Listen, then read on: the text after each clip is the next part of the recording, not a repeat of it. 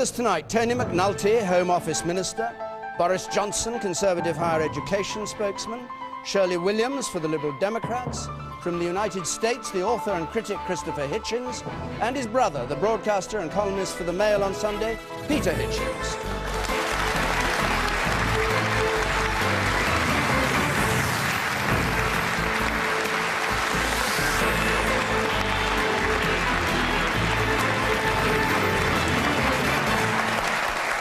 So welcome to the programme. The panel, of course, don't know what's going to be put to them by the audience here, but just our first question is from Robin Horsley, please. Robin Horsley. Is Salman Rushdie's knighthood an insult to Muslims worldwide? Shirley Williams. I think it was a mistake. I think that if it was, as it's said to be, a reward for lifelong literary endeavour, then all I can say is that I think the timing was very odd indeed. I want to say very clearly that I don't believe the Prime Minister had anything whatsoever to do with it. I think it came up from a departmental proposal, which is what usually happens with knighthoods, and that a lot of the political sort of firestorm that started has been started quite incorrectly. Nevertheless, I think the Department of Culture and the media, which I think put his name forward, were not very wise to do it in that way. This is a man who has deeply offended Muslims in a very powerful way, who's been protected by the British police against threats of suicide for years and years, at great expense to the taxpayer. And frankly, I think that it was not wise and not very clever to give him a knighthood.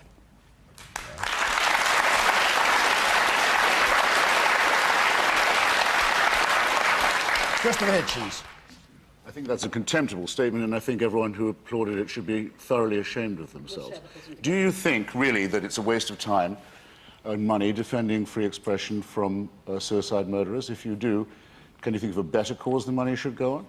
When I hear idle talk about how this country and this culture could or should punch above its weight, as we say, I think, well, what do we have that's better than our language? And isn't it extraordinary that we have an author who has helped spark a renaissance of writing in the subcontinent that's produced a whole new branch of English literature?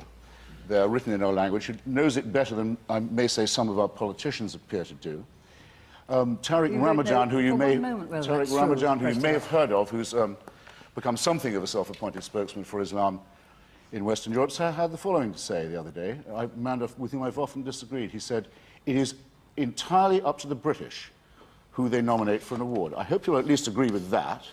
Oh, you don't? All right. He went on to say something perhaps you don't know. He said the protests against it in Pakistan are purely a matter of violent, vicious internal politics there. It's part of a jostling for position. People who claim to be offended can by all means do so. It takes a lot to make me cry. But people who say, I'm so offended I'm going to start suicide bombing in my country, have to be told, no, that's an unpardonable interference in our internal affairs. And it shouldn't have been our High Commissioner who was called in by the Pakistani government to be lectured. We should have hauled in the envoy of Pakistan here and said, stop that right now, or do without all the aid we give you. Okay. Do without the protection and alliance that you've prospered from out of our kindness and generosity. Okay.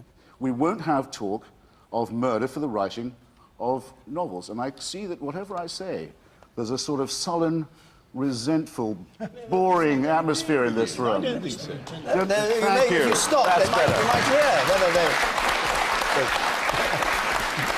You have to stop in order to get the applause, Christopher. That's the thing. Oh, no. Normally I'm just interrupted by storms. Peter Hitchens. Aren't we getting this a little bit out of proportion? Is an award of a knighthood by the British state a particularly major event? And are these demonstrations... I don't think it's very likely I'm going to get one, Boris. I'd say it doesn't seem to me to be... And I have to say, the whole array of honours available from the British state seem to me to be almost wholly devalued. And the only ones which we issue, which I still take seriously, are those which are awarded for gallantry and course. All right, let's come to the question, which was, is the knighthood an insult to Muslims? Of course it's not an insult. A knighthood is not an insult. And of course it is outrageous that anyone suggests that anyone should be killed for holding an opinion or offending a religion. That's better.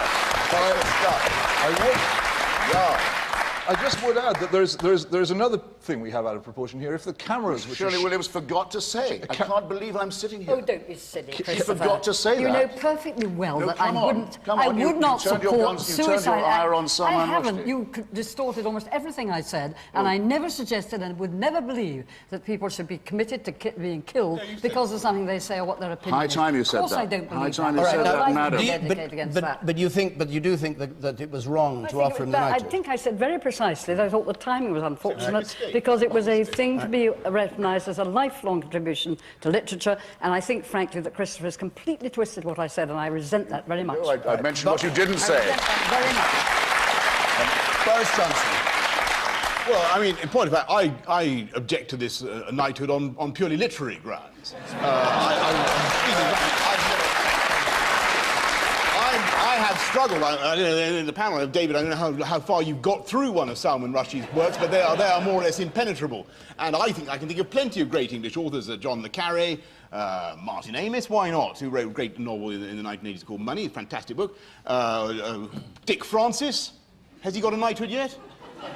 He's got a far better grasp of pace, character, plot, in my view, than Rushdie, and he hasn't got a knighthood. I think I object on literary grounds, but I defend completely the decision of the Honours Committee, obviously fairly batty, but it's their right to do it, and I defend the honour completely against the charge of insensitivity. It's completely a matter for the Honours Committee. Obviously, they're very, very eccentric people. They gave an award to some pants merchant who sent it back in protest. It should not be a matter. We should not have our distribution of honours controlled by and affected by the considerations of how it will go down amongst the mullahs in Tehran. That is completely wrong. Yeah. Okay? It's completely wrong. The man in the centre there at the back. I have read Midnight's Children, and it's a first-rate novel, in fact. And the Booker Prize judges agree with me, so I think he deserves a knighthood. Oh, well, there you go. Good. Midnight's Children. I haven't got through it. Tony McNulty. Oh, sorry. Hold on. The last point is precisely where we should be arguing about this. I agree with Boris, but one way or the other, it's judgment on literary, whether the panel got on literary grounds, whether the panel got it right or not.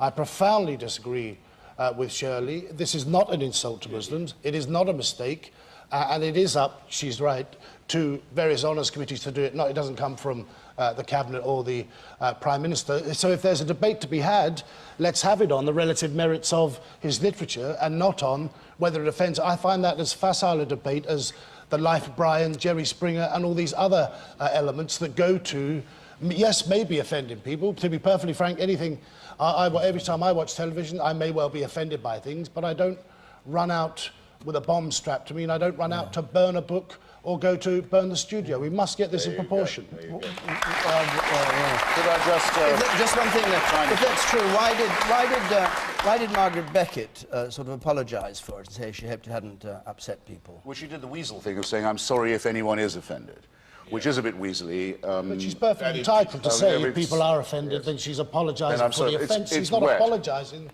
for the notion that something the Honours Committee has done was quite deliberately done to cause offence. But now, the Midnight's Children did not just win the Booker, and Salman did not just later win the Booker of Bookers. Midnight's Children won the main literary award in Iran. People tend to forget.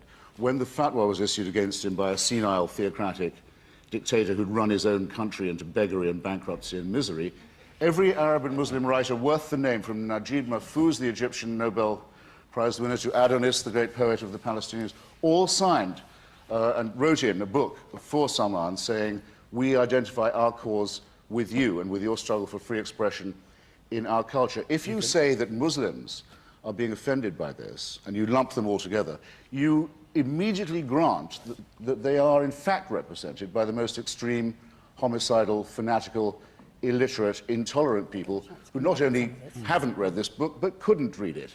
Okay. And that's an insult to Islam. The woman in blue there, then I come back.